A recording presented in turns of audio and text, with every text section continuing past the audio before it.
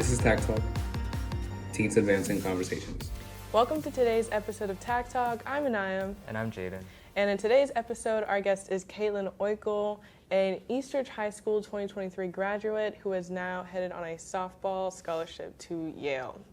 So could you tell us a bit more about yourself? Yeah, so I grew up in Miami. I lived there for about 12 years, and then we moved to Claremont, which is where we are now. I went to a couple different schools, but I graduated from Eastridge last year after going there for 2 years, which was nice.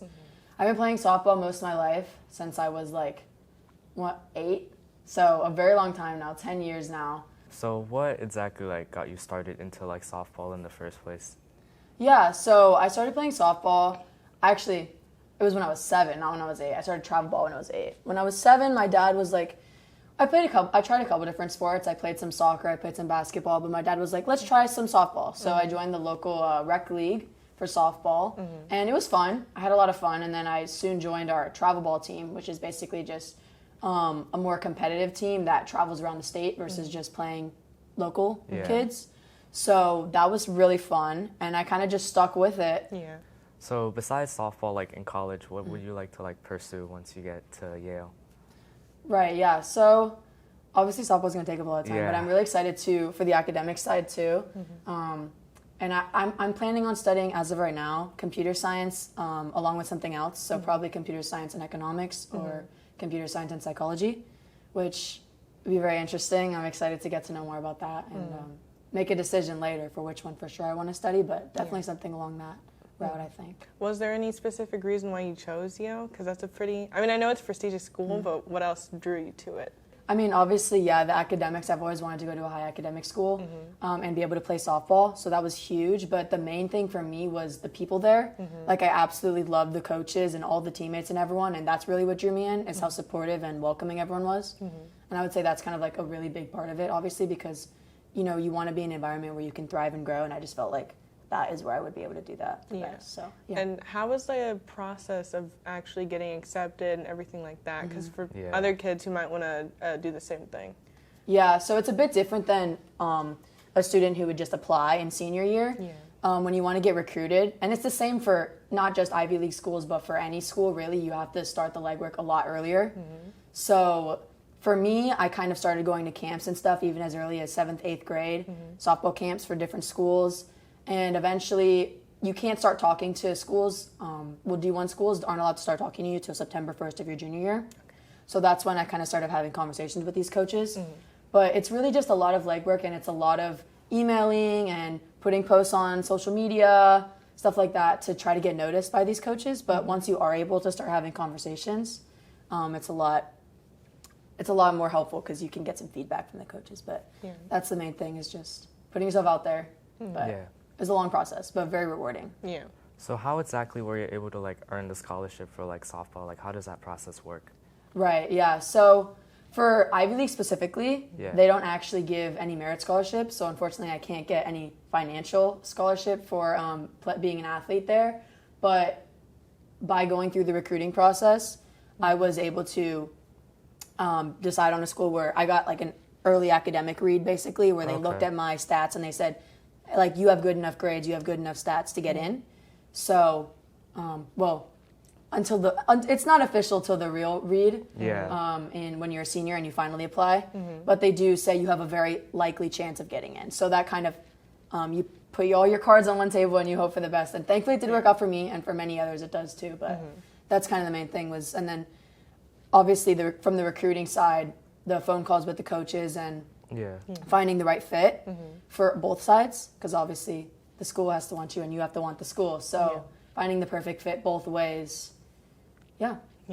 So also, I noticed you talked a lot about computer science, your good grades. I feel like your academics also plays a big part in your school career. So how did you maintain keeping high grades with such an intense sport? Yeah, I would say the main thing is just being consistent and doing your work, even when you get home from a late game and you really don't want to sit down and do your homework, but just getting it done. Because the main thing to me with school, and especially throughout high school, was getting my stuff done and doing my homework is really what let me do well on my tests and keep doing well in class and stuff. So I would say really just being consistent, and it's gonna be hard sometimes. You know, some days I didn't maybe do my homework right as I got home, you know, but it's hard. It definitely was hard, and it was a lot of work, but again, very rewarding to be going where I am now. I'm really excited. So just kind of, for me, what helped also was kind of thinking of the big picture.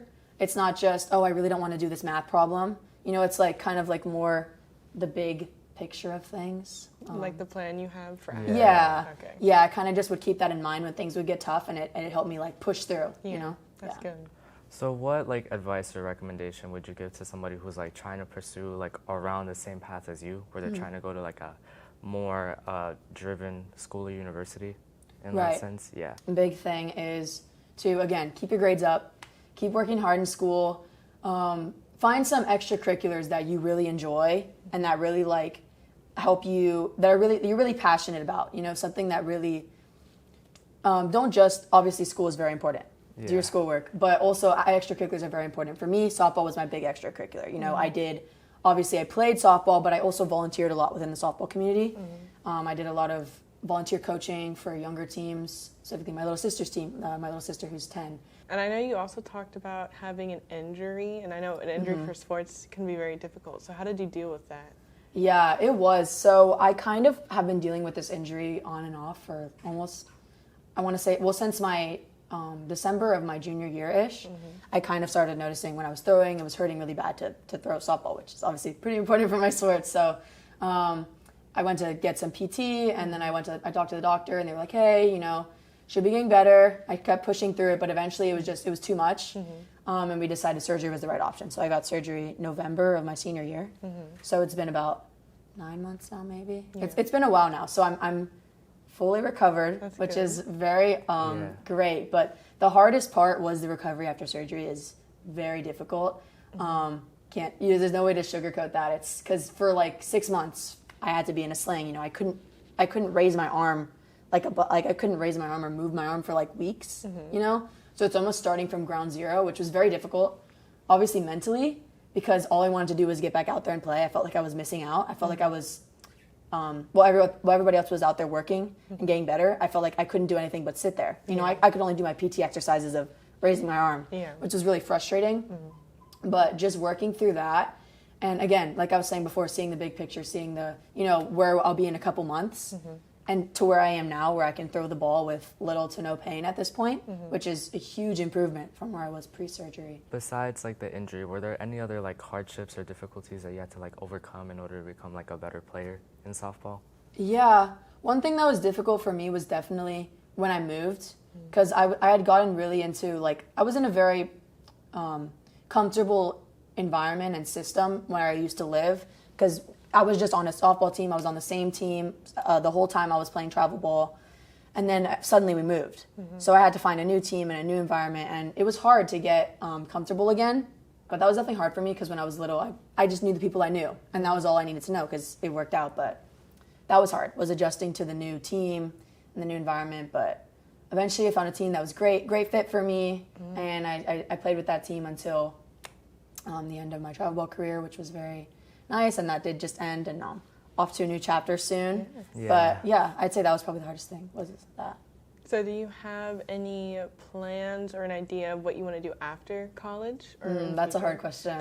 Yeah, I'm not really sure yet. You know, I know what I probably want to study and hopefully find a job within, somewhere around there, some sort of like interdisciplinary computer science and economics or psychology or something like that. But beyond that, I don't really know. I'm excited to explore that in college, you know, hopefully do some internships, maybe take some classes that might help guide me in that. Well, the last question we have for today would just be to ask us each if you can think of a question for both of us. I'm trying to think of a question. I have a question. It's very hard to answer because I don't even have an answer, but like, where do you see yourself in the next 5, maybe 10 years, you know, like, if you had to say, not like specifically where you want to go to college or what you want to do, but like as a person, like what would you like to see yourself grow into? Like what is the person you would like to become in the next 5-10 years? I'll go first if you want. Yeah. Okay. For me personally, I know one of my biggest goals, especially 10 years from now, would definitely be to be moved out of the U.S. because I want to travel a lot, and I feel like I want to see what more the world has to offer. So I feel like a lot of the things here, like in America, are very America-centered, and I feel like, I mean, they are. I feel like you don't get to learn a lot about other things that go on outside of the country. So I'd want to move out and see what else there is. Cool. Yeah. Yeah, for me, honestly, like, I definitely want to travel also. Just see more of, like, the world and see what, like, it has to offer, I guess. And, like, probably, like, not be in the state considering, like, how things are, because I just want to, like, grow and be, like, I guess, more independent in a different, like, area, if that makes any sense. Okay. But, yeah, career-wise, I don't know yet, but, like, I guess personally, I just, like, would want to be, like, somewhere different, if that makes any sense. Okay. So, Yeah, I get you. I'm definitely excited to explore a new place yeah. when I move in 6 days. But yeah, I definitely get that. Yeah. That was cool. So, that's it for today's episode. Thank you for tuning in, and thank you for coming on to the show. You can find us on our social media on Thrive Claremont or our website, thriveclaremont.org. And Yeah, that's it. yeah, and that's all. So thank you again.